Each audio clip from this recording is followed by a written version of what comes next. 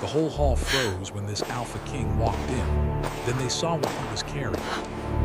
Candles flickered in ornate sconces, casting wavering shadows that danced like spirits along the stone walls. Nobles in velvet and silk leaned in, whispering hurriedly to each other, their eyes glancing toward the massive oak doors at the far end of the hall. All at once the murmurs ceased. The air seemed to thicken, heavy as if the castle itself had drawn a slow, deliberate breath. Every eye turned to the doors, and a hush fell over the room that was almost sacred. The doors opened. A figure stepped through, and the hall froze. King Kalen, the Alpha King of Urendor, a man whose name alone could quiet an army and whose presence could still a storm. His cloak, black as midnight, trailed behind him like the shadow of a raven. His armor, polished and dark, seemed to drink in the candlelight rather than reflect it. He moved with a silent authority, a predator among the timid, and yet there was a quiet sorrow in his shoulders, a heaviness that whispered of battles fought not on the battlefield but within his own heart. In his arms he carried something. A chest, small enough to hold in two hands but seeming impossibly heavy, wrapped in black velvet and bound with silver chains. The nobles leaned forward in intrigue. Rumors had swirled for months about what Kalen might bring to court. Some said it was a relic, others whispered of magic. But the weight in his arms suggested something far more personal, far more dangerous. Lady Seraphine, seated near the center of the hall, felt her pulse quicken. She had heard tales of Kalen's power, his merciless rule, and yet also of a loneliness that clung to him like a second skin. She had tried to avoid thinking about him, but now, seeing him in the flesh, carrying that mysterious chest, her curiosity and apprehension were impossible to ignore. The hall watched as Kalen approached the throne, each step measured, deliberate, commanding. His eyes, dark as storm clouds, swept across the room, and it felt as though he was reading the very hearts of those who dared meet his gaze. When his eyes fell on Seraphine, she felt a chill run down her spine.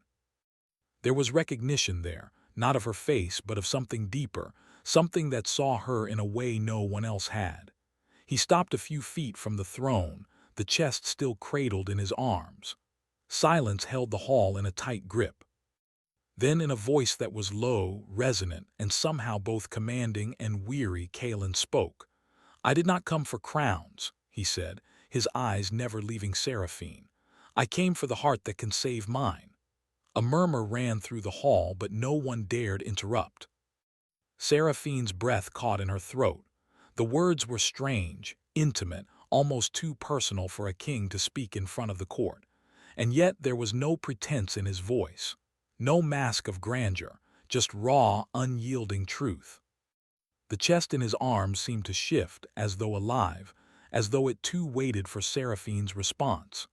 She felt a strange pull, a magnetic force that both frightened and fascinated her. Her hand tightened around the folds of her gown, and she realized she had been holding her breath. Kalen's lips curved in a faint, almost imperceptible smile. "Do you understand, Lady Seraphine?" he asked. She hesitated, searching for words. How could she explain that she felt drawn into a world she barely understood? That this man, this king, carried not just a chest, but an entire history of shadows and secrets. She shook her head slowly. "Then you shall see," Kalen said, his voice softening. "And perhaps you will know why I have come." He set the chest upon the floor with care, the silver chains glinting in the candlelight. As he unfastened the locks, a subtle vibration seemed to emanate from within, as if the chest held a heartbeat of its own. The court leaned forward, curiosity mingled with fear. What was inside? A weapon, a relic, or something impossible? Seraphine took a cautious step closer, unable to resist the pull of the moment. She could feel the weight of history pressing down in the room, the ghosts of kings past whispering from the walls. Kalen's eyes met hers again, and she saw a flicker of vulnerability there, hidden beneath the armor of command and the mask of indifference he wore for the world. The chest creaked open, revealing nothing. Or rather, it seemed empty at first. But then a faint glow pulsed from within, soft and ethereal, like moonlight caught in a glass orb. Seraphine felt a shiver run through her. The light was beautiful, almost painful in its purity, and she felt drawn to it as if it called to something long buried within her soul. Kalen's voice broke the spell. "This is not just a chest," he said. "It holds the consequences of my choices. The shadows of the past that I cannot bear alone." The court exchanged uneasy glances. Many felt the tension like a living thing in the room, thick and suffocating. Yet Seraphine, though wary, felt something else. A strange empathy, a recognition of a pain she understood all too well. She had her own shadows, her own burdens, though none as visible as those Kalen carried. She began, her voice trembling slightly. "I do not know if I can help you." Kalen stepped closer, the candlelight catching the lines of his face, revealing the faint scars and the deep-set weariness in his eyes. "Help is not asked for lightly," he said, "but it is needed. And I believe you are the one who can guide me through what remains." The words hung between them, charged with a tension that neither could ignore. Seraphine wanted to speak, to ask questions, but found herself silenced by the gravity of the moment. The chest pulsed again, as if responding to the connection between them. A sudden commotion at the back of the hall reminded them both of the world outside this fragile, suspended moment.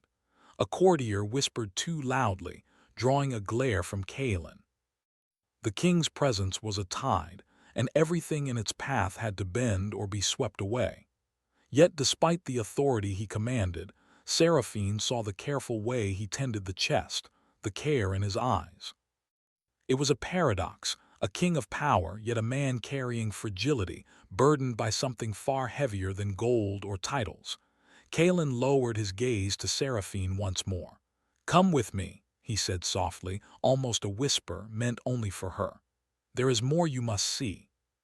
And you may understand why the hall is frozen, why all hearts falter in my presence." Her feet moved before her mind could catch up. The court watched, fascinated, unsettled, as the Lady Seraphine stepped forward. Each step felt surreal, as if the stones themselves acknowledged the significance of her choice.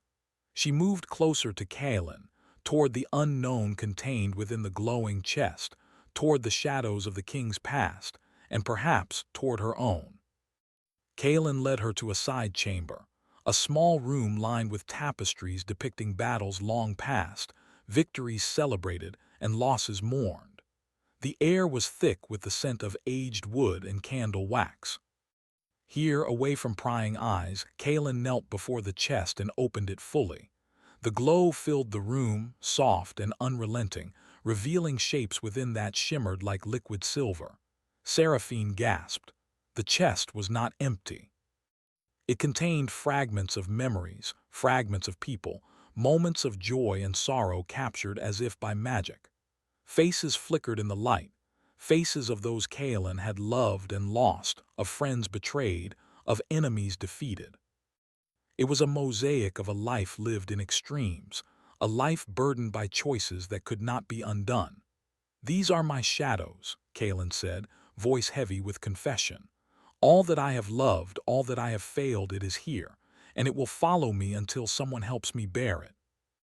Seraphine felt tears prick her eyes. She understood now why the hall had frozen, why the air had seemed to hum with expectation. This was no ordinary king. This was a man burdened by a lifetime of consequence, carrying more than a crown, more than power. He carried the weight of his own soul, and he was asking her to touch it, to help him carry it, even if only a little. "Then, I will try," she said, her voice steady despite the tremor in her heart. "I will try to help you." Kalen's eyes softened, a rare warmth breaking through the shadows of authority and pain. "That is all I ask," he said, "all I have ever asked." For a long moment they simply looked at each other, bound by a silent understanding, a fragile trust beginning to form. The glow from the chest pulsed once more, a heartbeat of silver light that seemed to approve of their pact, their first step into a journey neither could yet understand. Outside the chamber, the hall remained frozen, waiting, watching. Whispers of curiosity and fear would resume eventually. But for now, a king and a lady had taken the first step into shadows together, their destinies intertwined in a way that no one else could perceive. And as the last candle flickered, Kalen whispered almost to himself, "Perhaps there is hope, even for a man such as I." The chest trembled again, a quiet, insistent warning that the journey ahead would not be easy, that shadows and light would collide, and that hearts would be tested in ways neither Seraphine nor Kalen could yet imagine. And so the first chapter of their story began, not with a battle, nor with a declaration, but with the fragile, luminous hope of a shared burden, a tentative step toward trust, and a quiet acknowledgement that some doors once opened can never be closed. The next morning, the kingdom of Erendor awoke to an uneasy silence. The streets were quiet, the usual market chatter muted. Whispers of the king's arrival and the mysterious chest spread like wildfire, even reaching the farthest villages beyond the castle walls. Rumors ran rampant. Some said the chest contained a weapon of terrible power. Others claimed it held a spirit bound by an ancient curse. Few dared to speak aloud what they truly feared, that it might contain a piece of the king himself. Inside the castle, the air was heavy with expectation. The great hall was empty now, but Seraphine could feel the weight of what had occurred the night before pressing upon her chest like a shadow. She had walked beside Kalen, followed him into the side chamber, and seen what few had ever glimpsed, the glowing fragments of his past, captured in silver light within the chest. Every fragment told a story of loss, of battles won and friends betrayed, of love found and ripped away. The experience had left her both terrified and drawn to him, as if invisible threads connected their souls. Kalen did not speak much that morning. He moved through the corridors with quiet precision, his mind clearly elsewhere. Seraphine followed at a careful distance, observing him. There was a rhythm to his movements, a weight in every step that spoke of a man carrying far more than mere responsibility. His crown rested lightly upon his head, but his shoulders bore burdens no crown could lift. Finally, in the privacy of a small chamber lined with ancient tomes, Kalen stopped. He placed the chest on a table, its glow dim but persistent. The room smelled of old parchment and candle wax, a comforting scent that seemed to hold secrets of generations past. "This chest," Kalen began, his voice low, "contains a spirit bound by a curse. It is not just a relic or a tool of power. It is a consequence of choices I made long ago, choices I cannot undo." Seraphine leaned closer, her eyes wide. "A spirit, bound by a curse. How did it come to be in your hands?" Kalen ran a hand through his dark hair, the motion revealing a rare moment of vulnerability. "It was my mistake," he said quietly. "I sought power to protect my kingdom, to protect those I loved.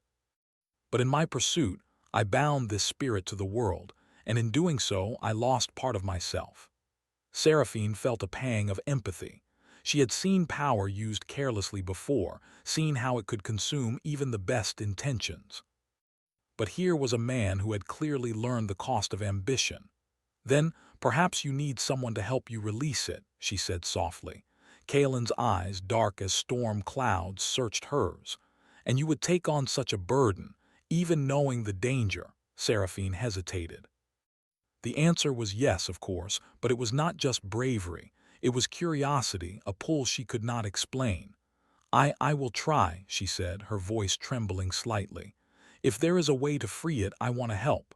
Kalen studied her for a long moment. Then he nodded, a gesture small but filled with significance. "Very well," he said. "Then you must understand the rules of what we are about to attempt. The spirit is bound not only by magic but by emotion. It thrives on fear and doubt, and it resists those who approach it with weakness in their hearts." Seraphine swallowed, trying to steady herself. "Then I will be strong," she said. Kalen's gaze softened, and for the first time he allowed a small smile to touch his lips. You must also be patient, he added. The spirit will test you. It will force you to confront your own shadows. Do not fear them, are as much a part of you as of me. The hours passed slowly as Kaelin guided Seraphine through the ancient texts that detailed the history of the cursed spirit. The writings were filled with warnings, symbols, and riddles that seemed to shift on the page when glanced at from the corner of the eye. Seraphine struggled at first, overwhelmed by the sheer weight of the knowledge. Yet Kaelin's quiet presence beside her gave her courage. He did not rush her, did not belittle her questions. He simply guided, corrected, and watched, his dark eyes reflecting a depth of patience few had ever witnessed in a king. By mid-afternoon, they were ready to attempt the first ritual. The chamber had been prepared with candles arranged in a perfect circle, ancient runes carved into the stone floor, and the chest placed at the center. The faint glow from the chest pulsed like a heartbeat, illuminating the room with a soft, silver light. Kaelin began the incantation, his voice low and steady, each word resonating through the chamber. Seraphine repeated after him, her voice trembling at first, then gaining confidence as the rhythm of the magic took hold. The light from the chest grew stronger, forming shapes that flickered like living memories. Faces emerged, some familiar, some strange. Seraphine recognized the pain in some, joy in others, and she realized with a jolt that each fragment was a story, a soul trapped in the threads of time and choice. Suddenly, the chest trembled violently, and a cold wind swept through the chamber, extinguishing the candles. The room was plunged into darkness, the only light coming from the chest itself. Seraphine's heart pounded in her chest, and she reached instinctively for Kaelin's hand. His grip was firm, grounding her, and for the first time she felt a connection that was more than curiosity. The chest opened wider and a figure emerged, ethereal, shimmering, and terrifyingly beautiful. The spirit's eyes were hollow, yet filled with pain, and its voice was like a chorus of whispers. "You who dares to approach," it asked, the words echoing in the chamber as if carried by the wind itself. Kaelin stepped forward, unwavering. "I do," he said. "I am Kaelin, king of Urendor. I have carried you for too long. I seek to set you free." The spirit's gaze shifted to Seraphine, and for a moment her breath caught. It seemed to recognize something in her, something deeper than the surface. "And you? Why do you aid him?" Seraphine swallowed, feeling the weight of her own fears and doubts pressing against her chest. Because no one should carry such burdens alone, because some burdens are meant to be shared." The spirit's hollow eyes narrowed, testing her, probing for weakness. Seraphine felt a wave of fear and doubt rise within her. She remembered her past, the mistakes she had made, the secrets she had buried, and she realized that to succeed she would have to confront them. Kaelin's hand tightened around hers. "Do not falter," he said softly. "You are stronger than you know." Together they focused on the chest, on the light, on the spirit itself. Seraphine spoke her own truth aloud, naming her fears, acknowledging her past, and offering her strength to the king and the spirit. Slowly, almost imperceptibly, the light from the chest steadied. The spirit wavered, its form softening, the hollow emptiness in its eyes lessening. "Perhaps," the spirit whispered, its voice trembling, "there is hope." Kaelin's shoulders relaxed slightly, though his expression remained guarded. "Hope is earned," he said, "and it must be nurtured." Seraphine felt a warmth spread through her chest, a sense of purpose and connection she had never known. She looked at Kaelin, seeing him not as a distant, untouchable king, but as a man who had suffered, who had loved and lost, who had carried a burden far greater than any she had imagined. Hours passed, the ritual continuing until the first flickers of dawn crept through the chamber's small windows. The spirit, though not yet fully freed, had changed. Its presence was calmer, less vengeful, more reflective. It seemed to acknowledge the bond forming between Kaelin and Seraphine, a bond forged in courage, empathy, and shared vulnerability. Exhausted but determined, Seraphine sank to the floor, her hands trembling from the effort. Kalen knelt beside her, placing a hand gently on her shoulder. "You did well," he said, "more than you realize." She looked up at him, her heart aching with unspoken words. "And you," she asked softly, "will you be freed from this burden?" Kalen's gaze was distant, thoughtful. "I hope so," he said quietly. "But hope alone is not enough. I must face the shadows I have ignored, confront the choices I have made, and trust someone enough to share the weight. That is the greatest challenge." Seraphine nodded, understanding the truth in his words. "Then we will face it together," she said. Kalen's eyes met hers, and for the first time the walls he had built around himself seemed to falter. There was trust there, fragile yet undeniable, and a promise of something deeper, something neither had dared to name. But as they rose from the floor, the chest trembled once more. A faint, sinister whisper echoed through the chamber, chilling them both.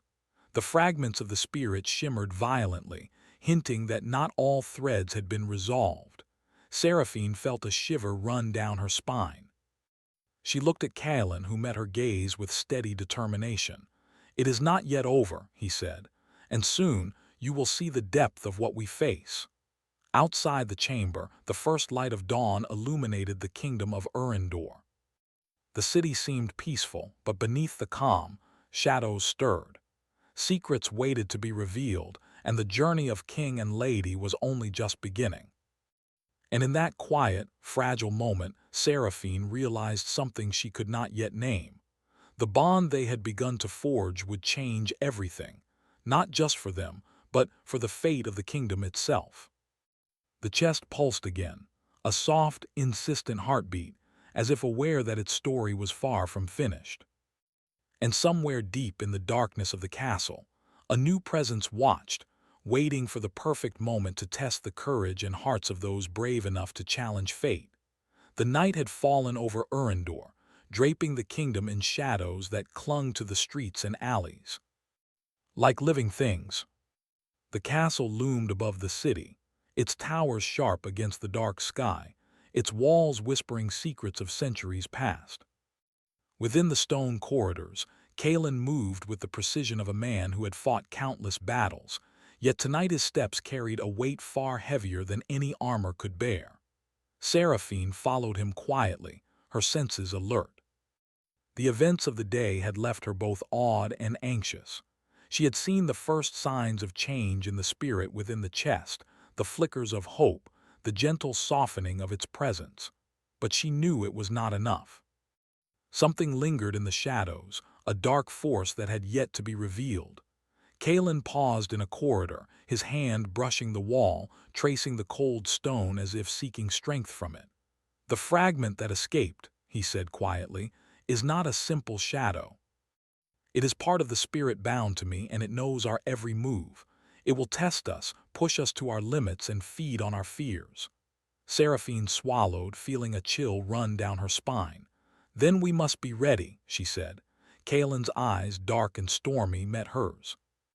"More than ready, we must be fearless."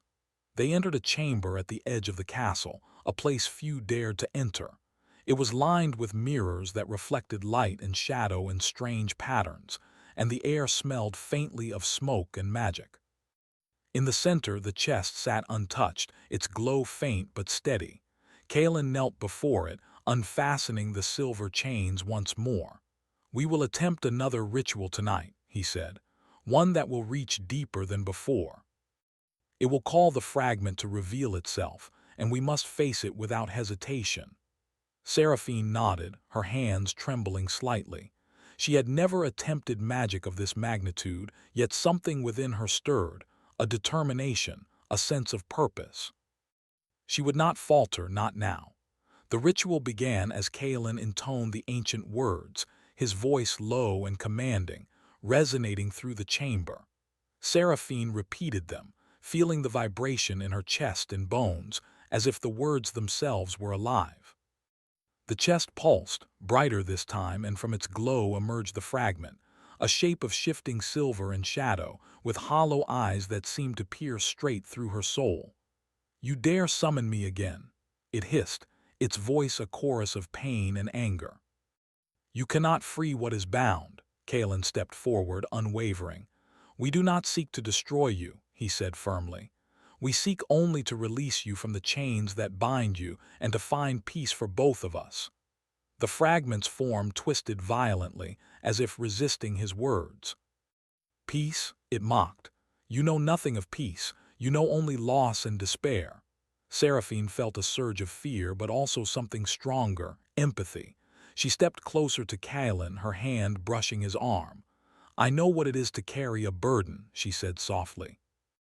I know the weight of past mistakes, but we are stronger together. You do not have to face this alone. The fragment recoiled slightly at her words, its form flickering between anger and curiosity. Kalen glanced at her, a silent acknowledgement of the courage it took to speak.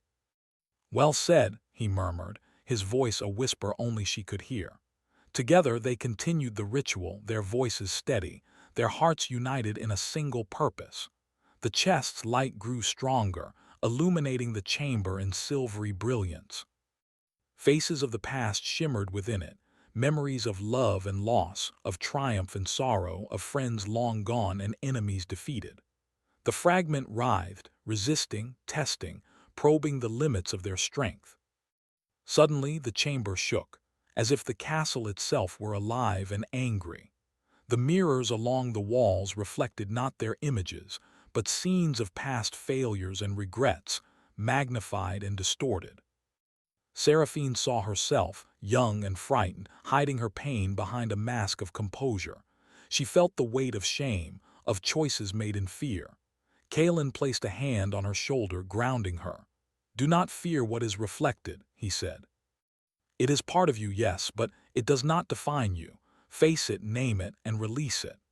Seraphine took a deep breath and spoke aloud the truths she had long buried. She named her fears, her regrets, and her longing for something greater than herself. The mirrors quivered and the fragment's form shifted, less violent, less menacing. Kalen's voice joined hers, steady and unwavering, calling the fragment by its true name, acknowledging its pain, and offering forgiveness for past mistakes. The fragment hesitated, its hollow eyes softening, the silver light around it flickering like a heartbeat. Together, Kalen said, his gaze locked on Seraphine's. Together, we will endure this. The fragment's form began to change, the shadows melting into soft silver light. Faces of past souls shimmered briefly, then faded, leaving only a sense of quiet peace. The chest's glow dimmed, steady and calm now, as if the spirit were finally at rest though not fully free. Exhausted, Seraphine sank to the floor, her hands trembling from the effort. Kalen knelt beside her, placing a gentle hand on her shoulder. You have done more than you realize, he said. Your strength is remarkable. She looked up at him, her chest heaving, eyes wide with emotion. And you, she asked, will you be freed from this burden? Kalen's gaze was distant, thoughtful. I hope so, he said quietly. But hope alone is not enough.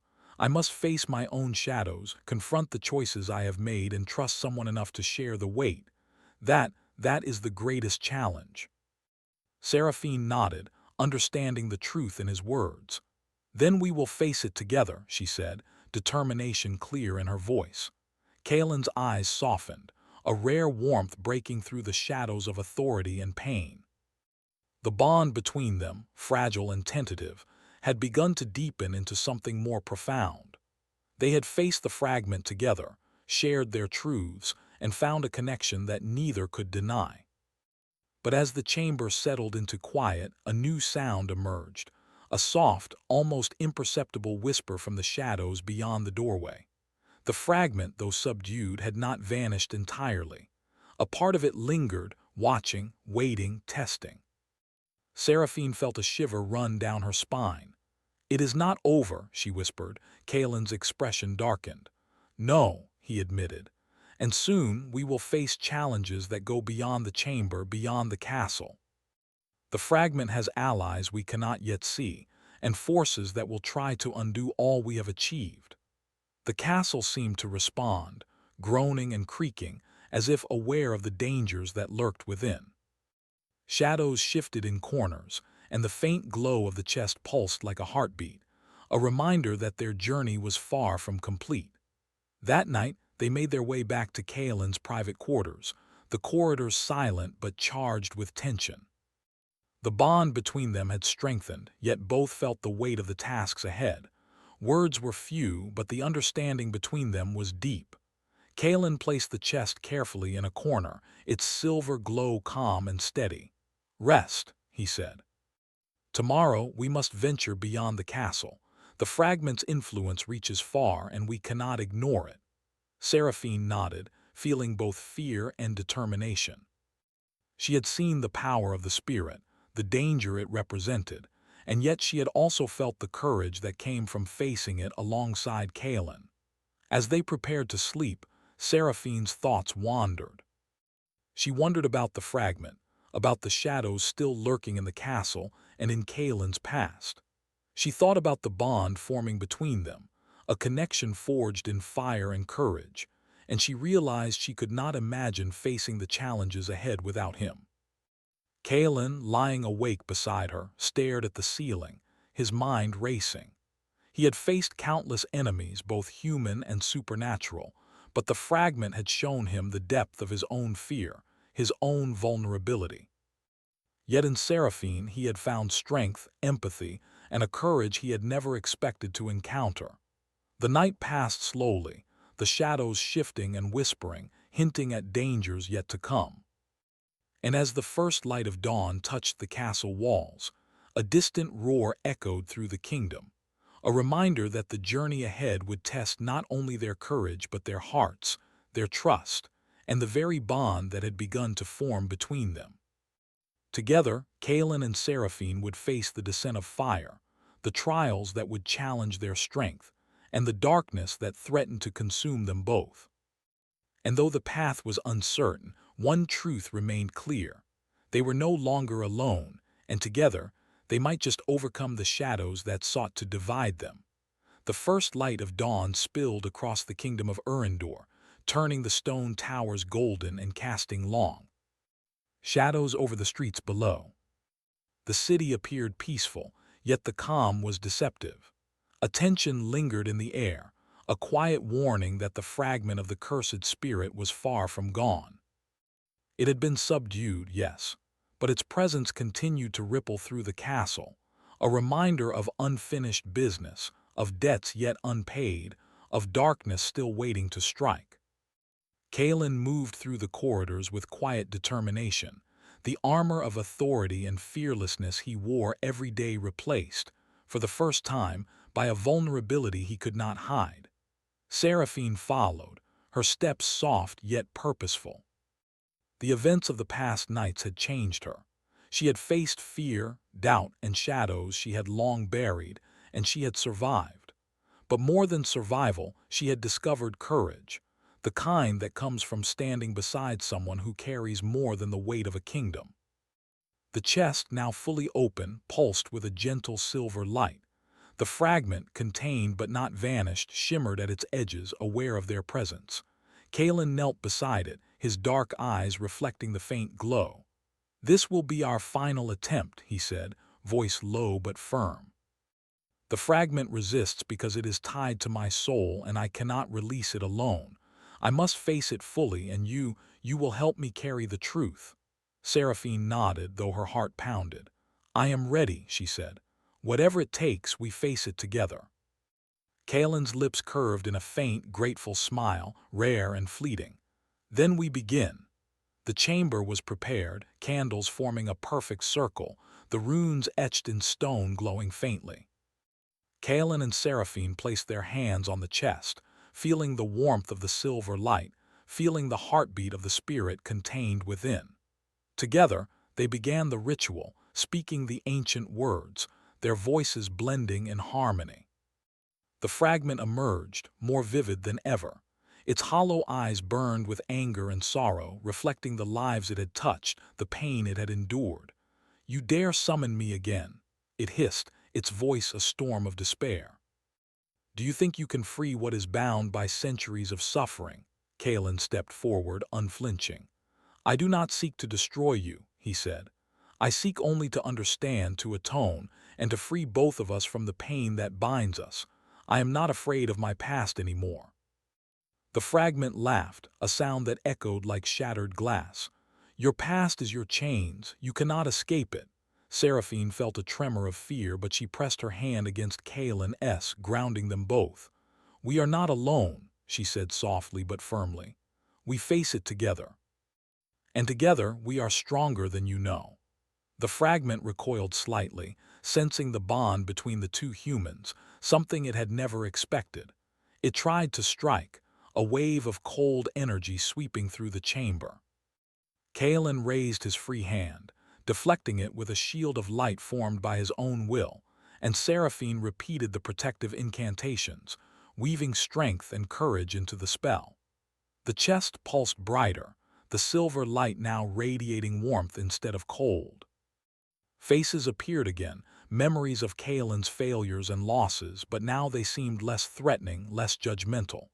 The fragment began to falter, its anger clashing with curiosity, with something like understanding.